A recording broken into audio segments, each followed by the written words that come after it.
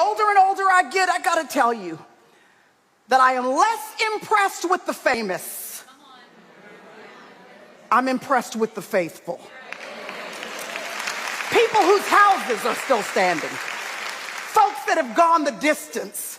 Folks whose marriages not perfectly, but they're still intact. Thank you, Hodges, after 37 years, to have a testimony of folks that can go the distance over the course of time. We need some examples of people whose houses have remained, who have a testimony. They can tell you about the hurricane, about the times when the sky opened up and the rain fell and the hail stormed upon them and the winds blew. They can show you the scars in their scaffolding and when they had to get their roof switched out on the house because there was some work that needed to be done. They can be authentic and vulnerable about the damage and the wounding and the hardships and the valley years. But in the end, they have a testimony of a God who has sustaining power to keep you all the way through to the end.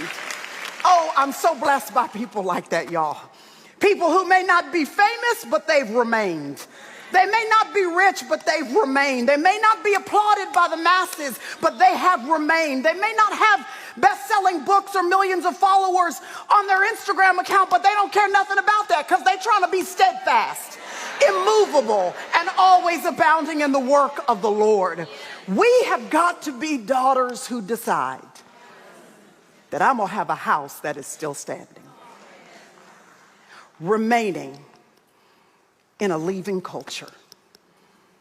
It's not easy, but it's looking more and more to me the older I get that even though it's not easy, it sure is worth it. So I came tonight to encourage you to stay.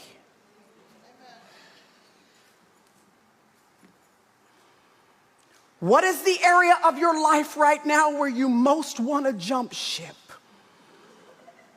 That you most want to throw in the towel?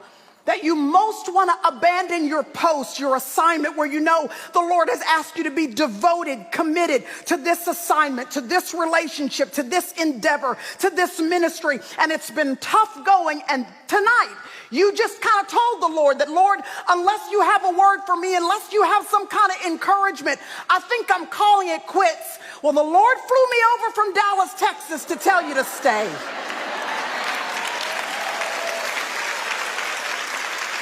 To remain, to be faithful, that he wants you to know he's got your back.